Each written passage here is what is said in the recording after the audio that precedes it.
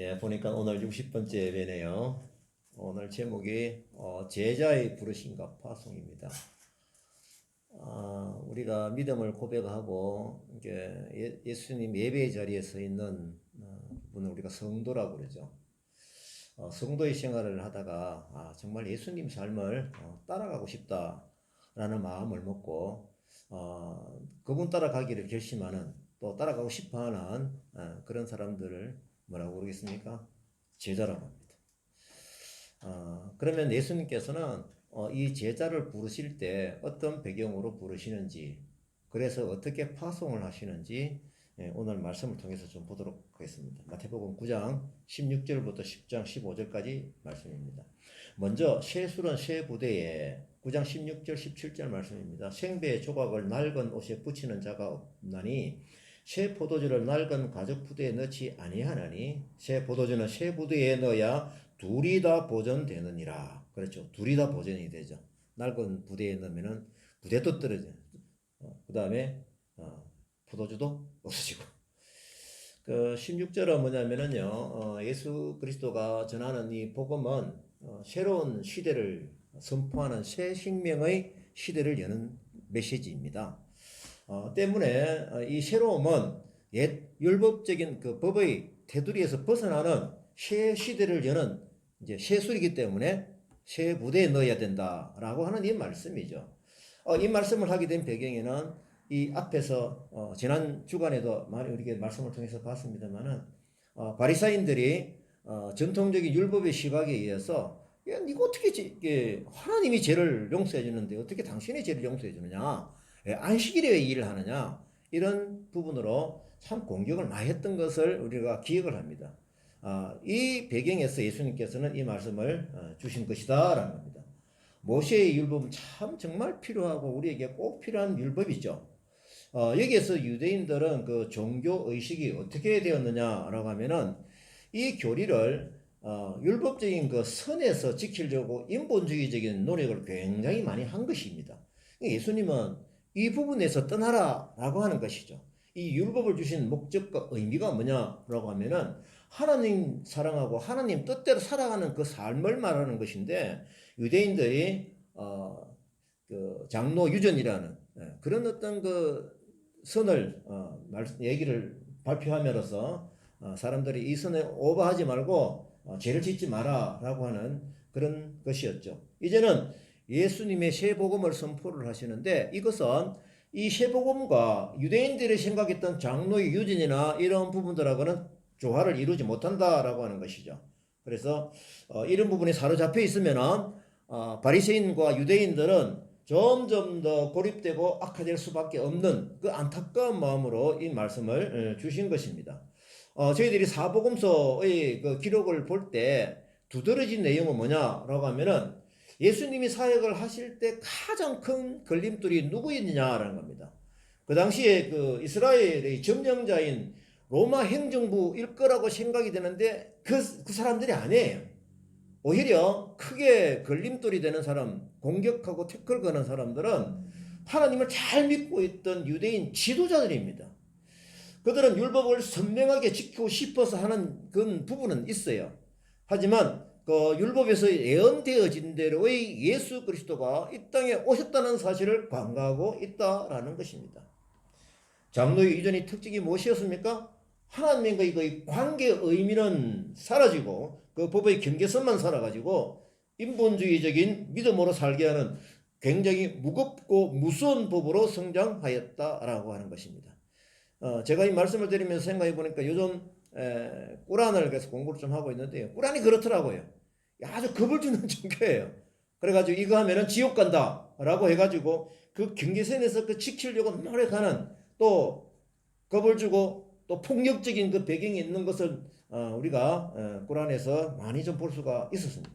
자, 이제 법의 제정자이신 예수님께서 새 법을 선포하십니다. 그것이 새 포도주는 새 부대에 넣어야 둘이 다 보존이 된다라고 하는 이 말씀인 것이죠. 지난주 말씀을 드릴 때 제가 한번 기억이 나십니까? 중풍병자의 그 병을 고쳐 주시면서 그들의 믿음을 보고 어떻게 하셨어요? 그들이 죄를 용서해 주셨죠. 또 어땠습니까? 세리 마태와 같이 밥을 먹고 교제를 하고 제자로 부르시잖아요. 이것 때문에 바리새인들이 엄청난 공격을 했었죠. 이 이후에 이 말씀이 나온 것이다 라고 하는 것입니다. 이제 우리가 마태복음 9장 27절에서 38절을 보겠습니다. 그 앞에 말씀은 뭐 해당장 딸 혈류증 병 치유한 것이 나오는데 앞에 이 부분은 충분히 제가 말씀의 연미를 지냈기 때문에 넘어갑니다.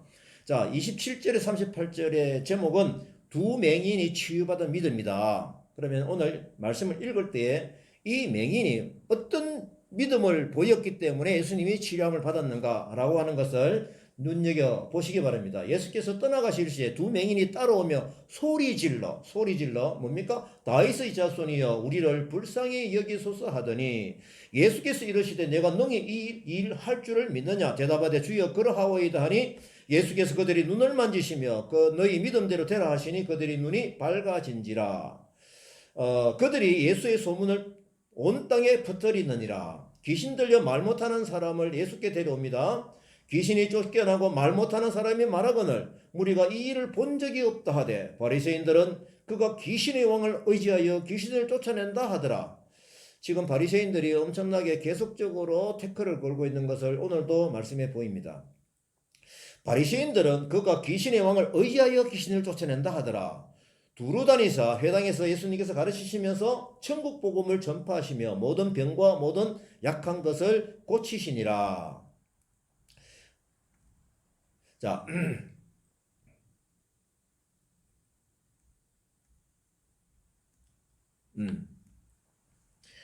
자, 이 복음서에는 소경이 치유형을 받고 눈을 뜬 기록이 가끔 나타납니다. 오늘은 두 소경이 어떤 믿음으로 예수께 나아갔는지 이러한 것을 좀 집중해서 살펴보겠습니다. 그 말씀 중에 보게 되면은 그들이 따라오며 소리를 질러 이 표현을 보시고요. 그리고 그 뒤에 보면은 읽지는 않았는데 어느 집에 들어가셔서라는 것이 나옵니다. 이렇게 볼 때 이 과정을 우리가 생각을 해보면은 이 두 소경은 거리에서 예수 그리스도를 만나서 이 소리를 지르면서 집에 들어갈 때까지 계속적으로 쫓아오면서 이 얘기를 했다라고 충분히 생각이 되어지는 것입니다. 그래서 그들이 소리 지른 내용이 뭐였습니까? 다윗의 자손이여, 다윗의 자손 예수여, 이 소리였죠. 이 당시 유대인들은 메시아가 다윗의 자손일 거라는 견해는 이미 받아들이고 있습니다. 성경 보겠습니다.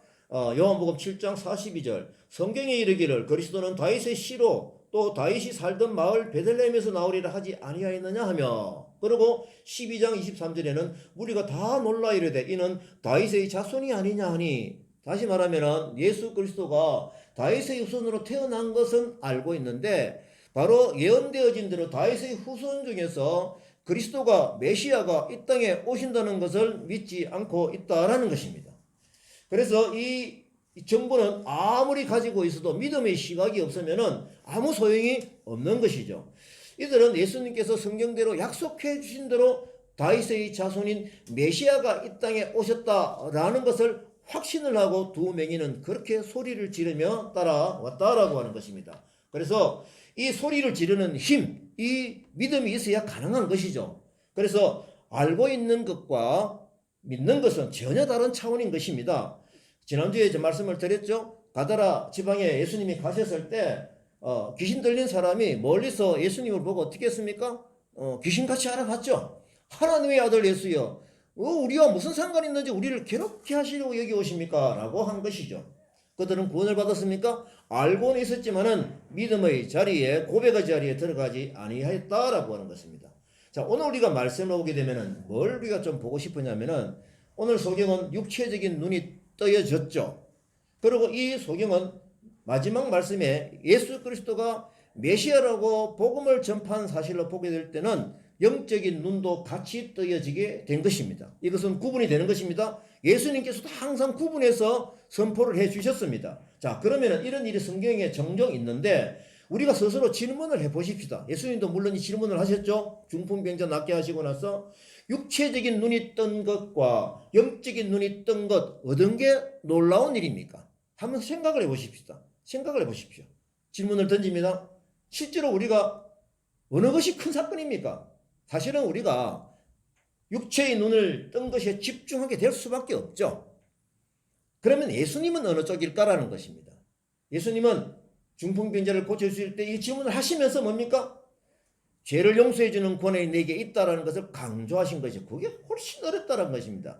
그거는 예수 그리스도 메시아만이, 하나님의 아들 메시아만이 이것을 할 수 있는 것이고, 병 치유는 이미 선지자들에 의해서 일어났던 일들이 많이 있죠.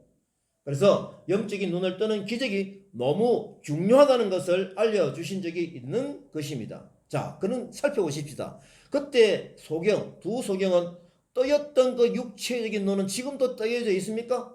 다시 감겼죠. 그러면 지금은 영적인 뜬 눈은 어땠습니까? 지금도 완성된 천국의 때를 기다리면서 하늘나라를 소망하며 기다리는 바로 그 눈이 되고 있다라는 것입니다. 그래서 영적인 의미에서 우리도 소경이었다가 눈을 뜬 기적을 우리 스스로 확인을 하시고 아멘 하시기 바랍니다. 아멘. 예. 그래서 우리는 이 예배의 자리에 있는 것입니다. 이 뜬 눈으로 주변을 또한 살펴보십시다. 영적인 눈이 감겨있는 많은 사람들이 보이지 않습니까? 우리에게 이 감겨있는 눈을 뜨게 해서 기적을 일으키라는 예수님의 명령을 우리에게 주신 것입니다. 우리에게 성령의 권능을 주셔가지고 이 기적이 일어나게 하신다는 약속을 분명하게 해주셨습니다. 더불어서 그리하면 세상 끝날까지 내가 너희와 항상 함께 있겠다라는 약속도 같이 해주셨다라는 것입니다. 성경 말씀 봅니다. 사도행전 1장 8절입니다. 오직 성령이 너에게 임하시면 권능이 임하는 거죠. 너희가 권능을 받고 예루살렘과 온 유대와 사마리아 땅끝까지 이르러 내 정인이 되리라 하시니라. 정인이 되기 이전에, 제자로 하나님 부르시기 이전에 우리에게 뭐가 있어야 됩니까? 예수 그리스도께 주시는 그 권능을 받아야 한다라는 것입니다. 마태복음 28장 19절 20절을 봅니다. 그러므로 너희는 가서 모든 민족을 제자로 삼아 아버지와 아들과 성령의 이름으로 세례를 베풀고 내가 너에게 분부한 모든 것을 가르쳐 지키게 하라. 볼지어다. 계속 보십시다. 내가 세상 끝날까지 너희와 항상 함께 있으리라 하시니라. 저는 오늘 눈을 뜬 소경의 믿음을 따라갈 것입니다. 이것이 바로 제자의 길인 것입니다. 그러면은 31절처럼 소경이 한 얘기처럼 그들이 나가서 어떻게 했습니까? 예수의 소문을 온 땅에 퍼뜨리는 그 역할을, 사명을 다한 것이죠. 이것이 바로 제자의 길인 것입니다. 우리의 영적인 눈을 뜨게 해주신 분이 바로 이 메시아 예수 그리스도라는 것을 분명하게 전하는 것이죠. 온 땅에 퍼뜨리는 것입니다. 자, 이제 봅니다. 그 뒤에 보면은 귀신 쫓음 이 부분은 제가 생략을 하고요. 35절부터 38절 말씀 봅니다. 무리를 불쌍히 여기심입니다. 제가 지금 말씀을 드리는 포인트는 예수님께서 제자로 부르실 때는 어떤 마음을 우리에게 미리 주시고 이렇게 파송을 하시는지를 살펴보는 중입니다. 무리를 불쌍히 여기는 마음이 있어야 됩니다. 35절입니다. 예수께서 모든 도시와 마을에 두루 다니사 그들이 회당에서 가르치시고 천국 복음을 전파하시며 모든 병과 모든 약한 것을 고치시니라. 이 세 가지 큰 사역이죠. 무리를 보시고 불쌍히 여기시니, 다시 한번 읽겠습니다. 무리를 보시고 불쌍히 여기시니 이는 그들이 목자 없는 양과 같이 고생하며 기진합니다. 이에 제자들에게 이르시되 추수할 것은 많되 일꾼이 적으니 그러므로 추수하는 주인에게 청하여 추수할 일꾼을 보내주소서 하라 하시니라 말씀입니다. 지금 사역은 전에 말씀드린 대로 갈릴리 1차 사역인데 마태가 예수님의 사역을 쭉 정리를 해보니까 다시 한 번 더 전체적으로 간략하게 요약을 한 것이 어떤 사역이었습니까? 35절인 것이죠. 회당에서 가르치시고 천국 복음을 전파하시고 모든 병과 모든 약한 것을 고치시니라. 예수님께서 이렇게 사역을 하신 이유가 무엇입니까? 사실 자기를 환영하는 무리로부터 얼마든지 좋은 안식처와 훌륭한 대접을 받을 수가 있었습니다. 예수님은 이것을 마다하고 갈릴리 전 지역을 계속적으로 순회하며 한시도 무리를 떠나지 않고 예수님께서 사역을 계속 하셨던 것입니까? 이 이유가 무엇입니까? 그것이 바로 36절 말씀입니다. 무엇입니까? 무리를 보시고 어떻게 했다고요? 시작! 불쌍히 여기시니입니다. 이는 그들이 목자 없는 양과 같이 고생하며 기진함이라. 그러시면서 주시는 메시지가 뭡니까? 37절, 38절 말씀이죠. 제자들에게 이르시되 추수할 것은 많되 일꾼이 적으니 그러므로 출수한 주인에게 청하여 출수한 일꾼을 보내주셔서 하라 하시니라. 우리가 복음을 전하는 영적인 동기부여는 믿지 않는 많은 영혼들을 불쌍히 여기는 마음이 있어야 하는 것입니다. 제가 이 부분을 좀 더 말씀을 집중해서 드리도록 하겠습니다. 이 복음을 전하는 데 있어서 우리가 이 영혼 사랑하는 마음이 왜 이렇게 중요한가라는 겁니다. 영혼 사랑하는 것이 무엇이고 또 어떻게 해야 되는 것이 어떤 말씀을 통해서 우리가 깨달아야 되는지를 한번 생각해 보자라고 하는 것입니다. 이것은 분명히 오늘 말씀대로 믿지 않는 영혼을 볼 때 불쌍히 여기는 마음이 우리에게 있어야 예수 그리스도의 마음이 우리를 통해서 흘러간다고 하는 것입니다. 제가 이거 한번 신약 성경 검색을 한번 해봤습니다. 불쌍히라고 적혀있는 성경을 제가 싹 다 찾아봤습니다. 제가 그 정리해서 보여드리겠습니다. 어떻게 불쌍히 여겼던 마음, 예수 그리스도의 마음이니까 제가 신약에서만 찾아보겠습니다. 물론 산상수훈 때에서 말씀 주신 건 많이 있고요. 그 다음에 마태복음 9장 36절을 보니까 무리를 보시고 불쌍히 여기시니 이는 그들이 목자 없는 양같이 오늘 말씀한 이 부분이죠. 그 다음에 오병이어 표적 때 어떤 것이 있습니까? 예수께서 나와서 큰 무리를 보시고 불쌍히 여기사 그 중에 있는 병자를 고쳐주시니라. 칠병이어 기적 때도 똑같습니다. 마태복음 15장 32절이네요. 예수께 제자들을 불러 이르시되 내가 무리를 불쌍히 여기노라. 그들이 나와 함께 있은지 이미 사흘임에 먹을 것이 없도다. 길에서 기진해야 할까 굶겨 보내지 못하겠노라. 여기는 육체적인 양식만이 아니라 생명의 떡이신 예수 그리스도의 복음이 함께 선포되는 것을 기억을 하시기 바랍니다. 그리고 끝없는 용서 있죠. 베드로가 70번씩 7번이라도 용서해야 됩니까? 라고 이게 말씀을 얘기를 할 때 그 비유에서 어떤 얘기를 했습니까? 마태복음 18장 27절입니다. 그 종의 주인이 불쌍히 여겨 놓아 보내며 그 빛을 탕감하여 주었더니 또 그 짬뽕을 해서 33절 그 종은 너는 내가 너를 불쌍히 여긴 같이 너도 내 동료를 불쌍히 여김에 마땅하지 아니하냐. 다시 읽겠습니다. 내가 너를 불쌍히 여긴과 같이 너도 내 동료를 불쌍히 여기는 것이 마땅하지 않느냐. 이것이 예수 그리스도께서 재용서함 받은 우리에게 요구하시는 부분이라고 하는 것입니다. 우리가 좋은 이 비유 잘 아시죠? 사마리아인. 누가복음 10장 33절입니다. 어떤 사마리아 사람이 여행하는 중 거기 이르러 그를 보고 뭡니까? 불쌍히 여겨. 강도 만난 자를 불쌍히 여기는 마음을 해서 그를 치료해 준 것을 예수님은 좋게 소개를 해 드렸던 것입니다. 자, 예수님께서 죽은 나사로를 살리실 때도 어떻게 하셨습니까? 요한복음 11장 33절 그가 우는 것과 또 함께 온 유대인들이 우는 것을 보시고 심령에 비통히 여기시고 불쌍히 여기사 이 마음입니다. 그리고 바울이 하나님의 주권적인 의를 설명할 때 바울도 로마서를 통해서 한 얘기가 있습니다. 모세에게 이르시되 내가 궁일이 여길 자를 궁일히 여기고 불쌍히 여길 자를 불쌍히 여기리라 하셨으니 라고 합니다. 성도가 실천해야 할 행동을 권고할 때 에베소서 4장 32절입니다. 서로 친절하게 하며 불쌍히 여기며 서로 용서하기를 하나님이 그리스도 안에서 너희를 용서하신 것 같이 하라. 이건 지난번에 말씀드렸죠. 우리가 죽음에 넣을 때 우리가 우리 죄를 사하여 준 것 같이 우리 죄를 사하여 주시옵고 이렇게 기도하라고 예수님께서 말씀을 하신 것을 기억을 합니다. 제가 이 불쌍이라는 단어가 있는 성경을 읽기만 해도 예수님께서 불쌍히 여긴 상황을 보면서 우리에게 어떤 부분을 요구하시는지를 분명히 알 수가 있다라고 하는 것입니다. 그러면 예수님의 삶을 본받고 싶다? 그 길을 따라가고 싶다? 그것이 제자의 길인데 그러면 우리가 어떻게 사랑해야 되는지를 분명히 말씀을 통해서 깨달을 수가 있기를 바랍니다. 하나님께서 영혼을 불쌍히 여기고 사랑하실 때 구체적으로 우리는 어떤 실제 행동을 해야 하는 것입니까? 우리가 해야 할 일은 무엇입니까? 바울의 경우를 소개합니다. 로마서 9장 1절에서 3절 말씀입니다. 내 양심이 성령 안에서 나와 더불어 정언한다. 양심이 성령 안에서 정언을 하는 거죠. 3절 봅니다. 나의 형제 곧 고륙의 친척을 위하여 내 자신이 저주를 받아 그리스도에게서 끊어질지라도 원하는 바로라. 제가 이 말씀을 묵상을 하다가 참 너무 감동을 받았습니다. 아시는 대로 바울이 육신의 동족이 누구입니까? 유대인들이죠. 이 애끓는 마음 어떤 마음입니까? 이 사실은 바울은 어떤 전도를 했습니까? 이방인을 전도한 사람이죠. 하지만 그 마음속에서 뭐가 있었습니까? 이 동족을 향한 애끓는 마음이 그 마음속에 있었던 것입니다. 이것이 바로 영혼을 사랑하는 그 마음인 것입니다. 계속적으로 기도가 되어야 될 바로 그것입니다. 세계 선교를 열정적으로 헌신을 한다 하더라도 내 가족과 내 주변 이웃이 복음화되는 그런 애통하는 마음을 가지고 기도해야 할 것입니다. 자, 제가 지금부터 이제 또 말씀드리는 부분은 이강천 목사님께서 영혼을 불쌍히 여기는 바나바 훈련 때 말씀을 제가 기억이 나서 조금 그 부분을 좀 카피를 좀 해서 말씀을 좀 드리도록 하겠습니다. 이 목사님은 영혼 구원을 위해서 복음을 전하는 행위 중에서 비중이 복음을 전할 때 복음을 전할 때 그 비중이 10%라는 겁니다. 복음을 전하는 회중이에요. 그럼 뭐가 90%냐? 영혼을 위해서 그 영혼을 불쌍히 여기고 중보기도 하는 그 중요도가 90%까지 말씀을 하셔서 강조를 하시더라고요.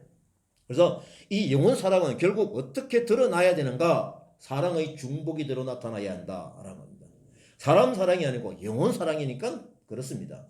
주기도문을 하고 있는 우리 성경도 봅니다. 누가복음 11장입니다. 이건 지난번에 제가 말씀을 드렸거든요. 상세하게 말씀을 드리지 않습니다.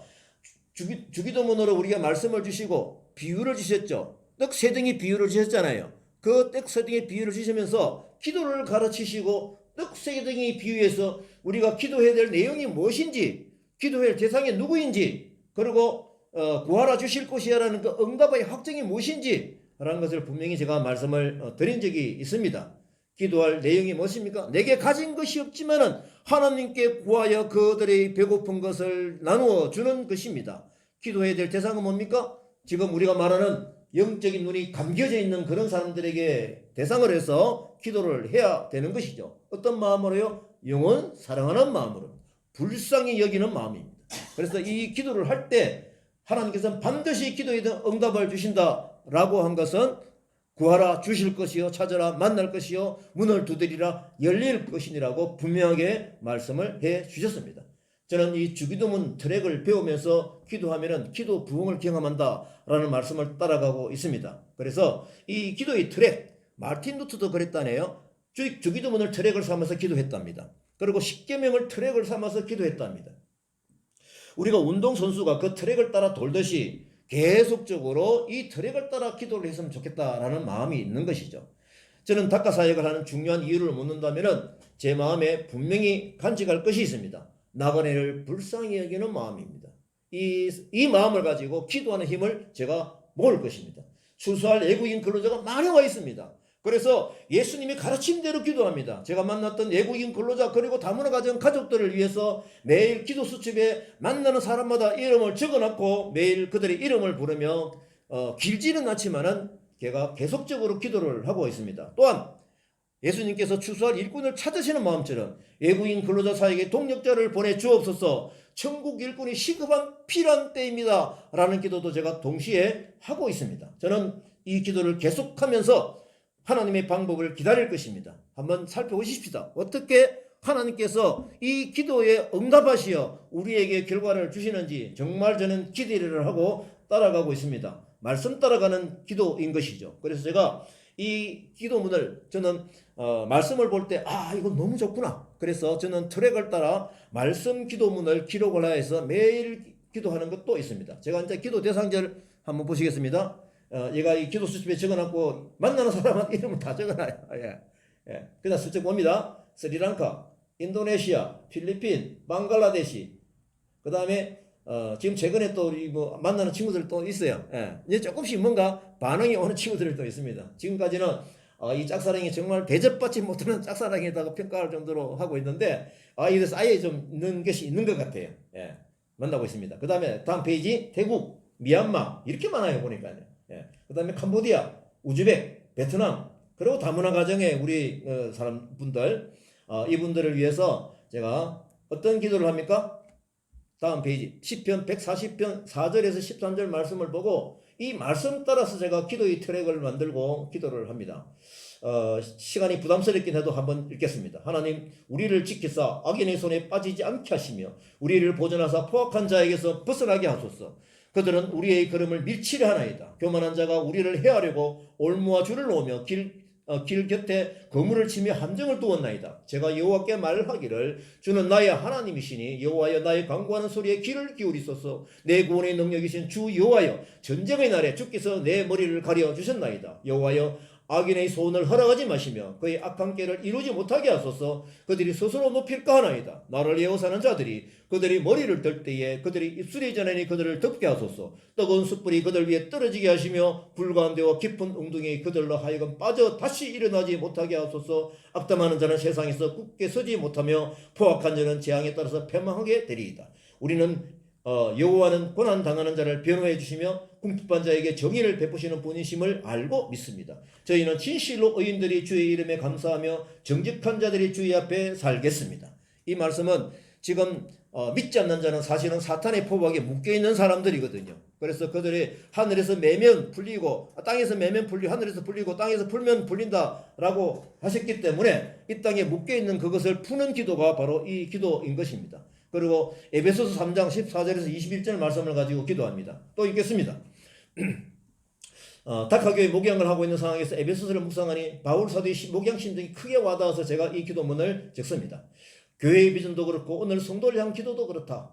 나도 바울이 목양 심정으로 다카교회 성도를 위해서 무릎을 꿇는다. 하나님, 바울 사도의 기도 수침에 메모해서 매일 기도하겠습니다. 하나님의 이름을 복음으로 듣는 성도들 위해서 기도합니다. 하나님의 영광의 풍성을 따라 성령으로 인해 다카교회에 오는 성도들이 속사람을 능력으로 강건하게 하시고 믿음으로 인해 그리스도께서 우리의 마음 가운데 거하게 하시기를 빕니다. 그래서 이 사랑 안에서 뿌리가 박히고 터가 굳어짐으로 능히 그리스도의 사랑의 너비와 길이와 높이와 깊이가 어떤지를 깨닫고 지식을 뛰어넘는 그리스도의 사랑을 알아 하나님의 모든 충만하심의 정도에까지 충만하게 되기를 기도합니다. 우리 안에서 역사하시는 능력을 따라 우리가 구하고 생각하는 모든 것보다 훨씬 더 넘치도록 하실 수 있는 하나님, 당신의 영광이 되도록 영원하기를 빕니다. 아멘.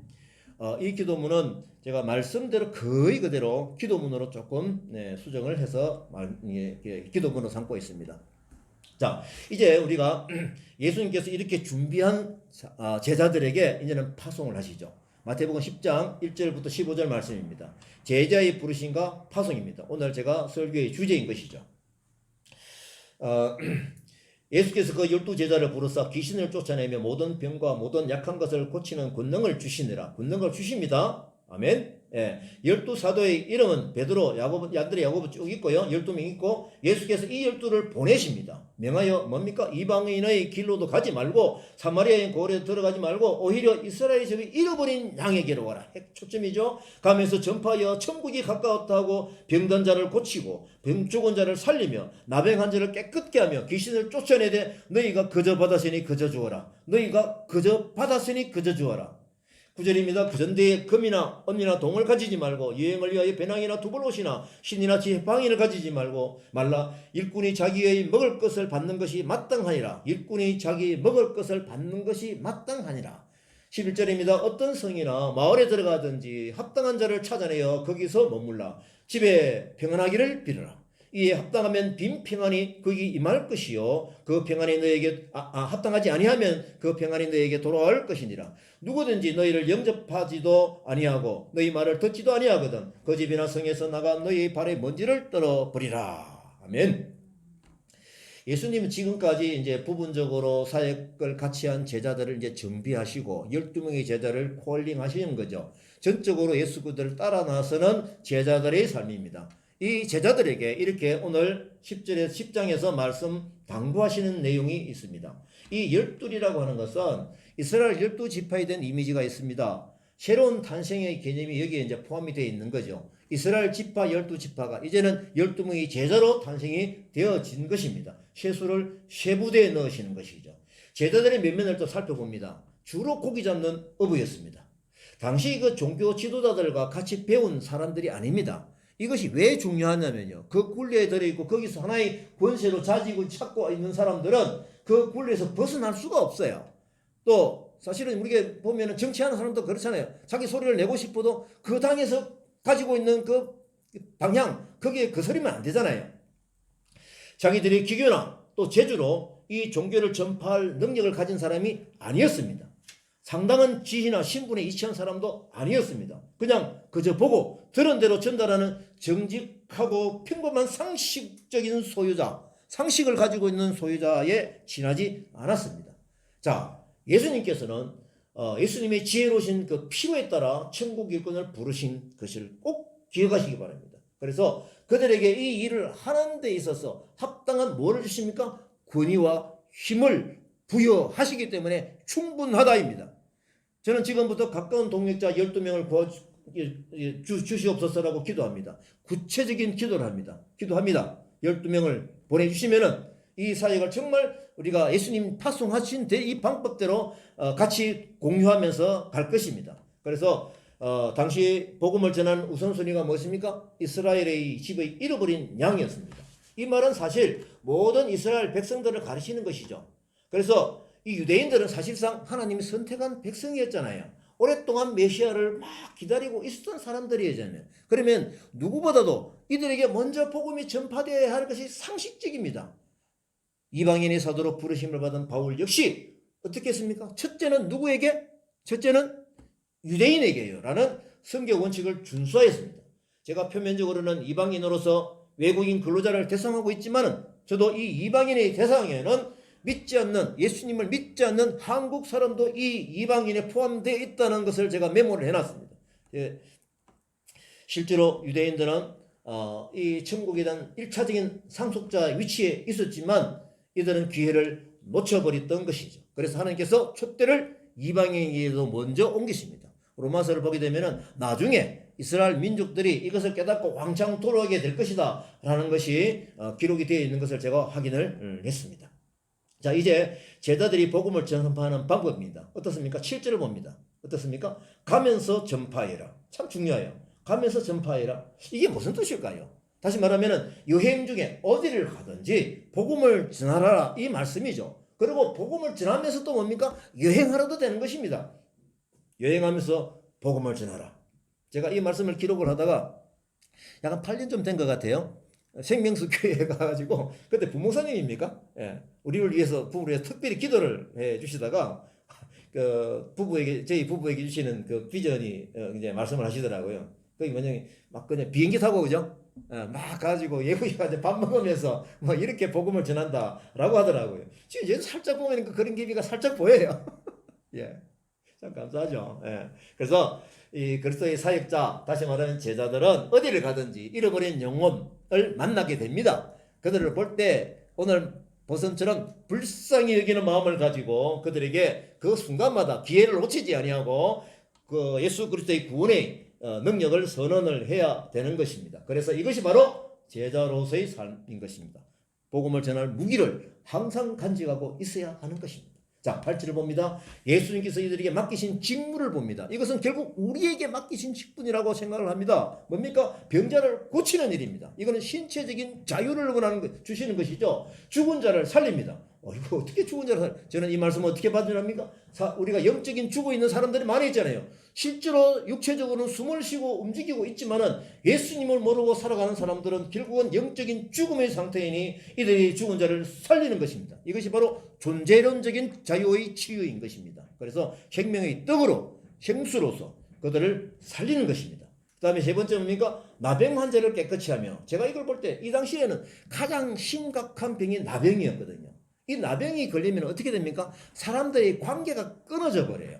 관계를 끊어버립니다. 아, 이거구나. 이 병의 의미지는 사람들의 관계를 끊어버린 병이구나. 그래서 이 병도 관계를 끊게 하는, 결국은 이 상태, 우리가 요즘에 어떤 것이 있습니까? 서로 질투하고 시기하고 결국 나병 환자와 같이 각각 분리를 시키는 이런 어떤 그 부분에서 우리가 치유의 대상이 된다라고 하는 것입니다. 이것이 저는 관계의 치유구나라는 것으로 깨닫게 되었습니다. 그리고 귀신을 쫓아내는 일입니다. 이거는 영적으로 정신적으로의 치유인 것이죠. 이 치유는 항목을 보게 되면 우리 개인의 능력으로 할 수 있는 게 있습니까? 있습니까? 1%, 0.1%도 없습니다. 이 온전하게 예수님께서 100% 능력으로 주셔야 가능한 것인데 예수님이 이걸 하라고 하셨거든요. 자, 여기서 우리가 이 명령을 주시기 전에 1절을 다시 한번 봅니다. 뭡니까? 모든 병과 모든 약한 것을 고치는 권능을 주시고 파송을 하는 것입니다. 아멘? 주시고 파송을 하였습니다. 그러면서 8절 하반절에 뭐가 되어 있습니까? 거저 받았으니 거저 주어라. 저는 이 말씀의 원뜻을 선물로 받았으니, 은혜를 받았으니 그냥 거저 주어라, 이렇게만 제가 계속 들어왔고 그렇게 생각을 하고 있었습니다. 제가 오늘 이 말씀을 보니까 여기에서 쓰인 뜻은 그것보다는 뭡니까? 오늘 예수님께서 우리에게 주신 능력이 있잖아요. 이 능력을 거저 받았으니 거저 주어라고 하는 것이다 라는 것을 깨닫고 저는 그날 영적으로 춤을 췄습니다. 아멘. 하나님, 이 권능을 주셔서 감사합니다. 제가 소홀하지 아니하고 이 권능으로 마음껏 복음 전하고 그들에게 아버지는 병자를 치유하기 기도도 하게 되고 끊어진 관계를 합할 수 있도록, 연합할 수 있도록 노력하며 그들에게 말씀을 전하겠습니다 라고 하는 결심을 하게 되었습니다. 제가 참 이걸 보면서 참 흥분이 되었어요. 그래서 저에게 이런 권능을 이미 주셨구나. 주시옵소서 기도할게 하니까 주셨는 것을 어떻게 우리가 예수 그리스도의 방법으로 권능을 가지고 실천을 하느냐, 바로 이 문제이더라고요. 그래서 이 제자의 삶을 산다고 하는 것은 받은 것을 전하는 것이다. 아멘. 다시 하겠습니다. 제자의 삶을 사는 것은 받은 것을 전하는 것입니다. 12명의 제자의 모임에서 다 그렇잖아요. 이들은 이미 가지고 있는 것이 없어요. 다 뭐 거의 다가 그냥 뭐 고기 잡는 어부 출신들이잖아요. 그래서 우리가 이 사역자들은 또 내용을 보게 되면은 사역을 하면서 재산을 모으거나 큰 돈을 벌기 위해서 복음을 전파해서는 안 된다라고 하는 것입니다. 그리고 하나님 일을 하면서 그 타인에게 봉사한 대가를 요구하는 것도 안 된다라는 겁니다. 그렇다고 해서 복음 전하는 사역자가 굶어 죽어야 합니까? 더욱더 아닌 것이죠. 10절에 옵니다. 뭡니까? 일꾼이 저 먹을 것을 받는 것은 마땅하기 때문입니다. 여러분들 회사 생활에서 사장님이 출장을 보낼 때, 해외 출장을 보냅니다. 그러면 갔다 오라 했을 때 출장비를 주실란가? 밥값을 주실란가? 그 걱정하는 사람 있습니까? 사장이 가라 했으니까 당연히 그걸 주는 것이죠. 결국은 이런 일도 예수 그리스도께서 이런 경제적인 것 모든 것을 다 뒷받침해 주십니다. 아멘입니다. 그래서 9절 10절에 보면은 돈을 소유하지 말라라고 하는 이 명령은 돈 때문에 탐욕을 가지지 말라라고 하는 것이죠. 왜냐하면 이것 때문에 죄의 유혹을 받게 되고 악으로 빠져들 수 있기 때문인 것입니다. 디모데전서 6장 10절 말씀 같이 경고로 듣습니다. 돈을 사랑함이 일만나가의 뿌리가 되나니 이것을 탐내는 자들은 미혹을 받아 믿음에서 떠나 많은 근심으로서 자기를 찔렀도다.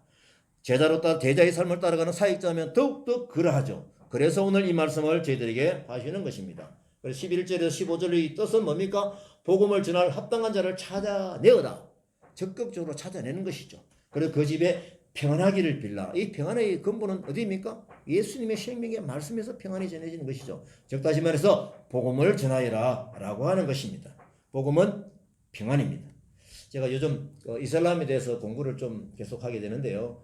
선교사님이 직접 찾아와서 말씀을 해주시고 또 유튜브에 연결해 주셔가지고 강의를 들을 수 있는 기회가 참 많이 들어옵니다. 이제는 보면은 이슬람 사회 가시는 분들이 우와 이렇게 많구나 라는 것을 볼 정도로 제가 줌으로 교육을 좀 더 받고 있거든요. 그래서 제가 왜 그러냐면 제가 요즘 이 다카 사역을 하면서 외국인 근로자를 만나다 보니까 이 우즈벡이나 방글라데시 무슬림이 많은 거예요. 이 뭐지? 어떻게 해야 되지? 라고 했었는데 한 2개월 전부터 계속적으로 이런 만남 또 배움을 통해서 이거구나 라는 것을 제가 알게 된 정보가 참 많이 있습니다. 그래서 무슬림이 한 30만 명 된다고 하네요. 우리나라에 많죠. 예. 그래서 우리 영적으로 깨달아야 됩니다. 데이빗 그리슨 교수님의 논문에 의하면은 2000년부터 2015년까지 무슬림이 기독교로 개종한 사람이 800만 명이다. 이것이 굉장히 특이한 현상이다 라고 기록을 했고요. 훌루신학교 연구원바에 의하면은 700명의 개종자들을 이렇게 설문조사를 해보니까 10년을 추적을 했대요. 그 통계를 해보니까 개종하게 된 이유가 뭐냐? 전에 한 말씀 드린 것 같은데요. 첫째, 선교사와 기독교인에게 감동을 받았습니다. 이거는 우리가 지금 하고 있는 대로 하면 되겠다라고 하는 것이죠. 그 다음에 두 번째, 초과학적인 역사인데요. 꿈에서 주님을 만난대요. 이건 참 두드러지게 나타난다네요. 예수님을 만나고 또 병고침의 기적이 많이 일어난 겁니다. 그러면 이 2번 부분은 뭡니까? 오늘 예수님이 우리에게 주신 바로 그 능력이죠. 그래서 우리는 이미 주셨으니 아멘 하고 가면 되는 것입니다. 그리고 이들이 개종을 하게 된 이유가 이슬람에 대한 회의라고 하는 것입니다. 너무 테러리스트가 되고 파괴를 하고 그냥 그런 것 때문에 회의를 느껴서 회심을 한다라는 것을 제가 들었습니다. 그래서 오늘 말씀 우리가 꼭 기억할 것은 뭡니까? 거저 받았으니 거저 주어라. 이것은 지금까지 구제의 문제, 은혜의 사랑 이 부분보다는 이것도 아니라는 건 할 수는 없는데 이 부분보다는 뭐가 먼저다? 하나님께서 우리에게 주셨던 그 능력, 말씀을 전하고 병자를 고치고 그 다음 귀신을 쫓아내고 관계를 회복시키는 이런 능력을 우리에게 주셨다라고 하는 것입니다. 아까 말씀드린 대로 이 모든 부분은 우리가 만들어낼 수 있는 능력, 아무리 논문을 많이 보고 연구를 해도 가질 수 있는 능력이 아닌 것입니다. 100% 예수 그리스도의 무릎을 꿇어서 가질 수 있는 그 권능의 능력이라는 것을 확인하게 되는 것입니다. 그래서 예수님이 지금 파송하는 제자들에게 필요한 사람에게 주라라고 하는 것이 예수님의 능력을 받아서 주라고 하는 것이죠. 이것은 또 뭡니까? 아까 전에 우리가 그 누가복음 그 주기도문 기도 트랙을 따라서 할 때도 뭡니까? 내가 가진 것이 없지만은 하나님께 받아서 주는 것이 그게 떡 세 덩이의 기도의 방향이었지 않습니까? 자, 이제 우리가 좀 여러 가지 자료대로 사랑으로 중보기도로 품을 것입니다. 미랑 하남 땅에 다카 멤버십 하나님께서 감동을 주셔가지고 이 한 12명의 멤버가 모이고 병 고침의 역사도 일어날 수 있도록 저는 믿고 강력하게 기도할 것입니다. 무슬림이 기도 크리스찬이 되게 하는데 그 기도의 힘을 모으시겠습니다. 같이 가십시다. 아멘. 하나님께서 오늘 12명의 제자를 부어주신다는 약속을 갖도록 합니다. 지금 이 부분 때문에 지금 최근에 사실은 움직여지는 방향이 좀 있거든요. 지금 요번 다음 수요일 날 셰럼교회 목사님과 장로님하고 만남이 예약이 되어 있습니다.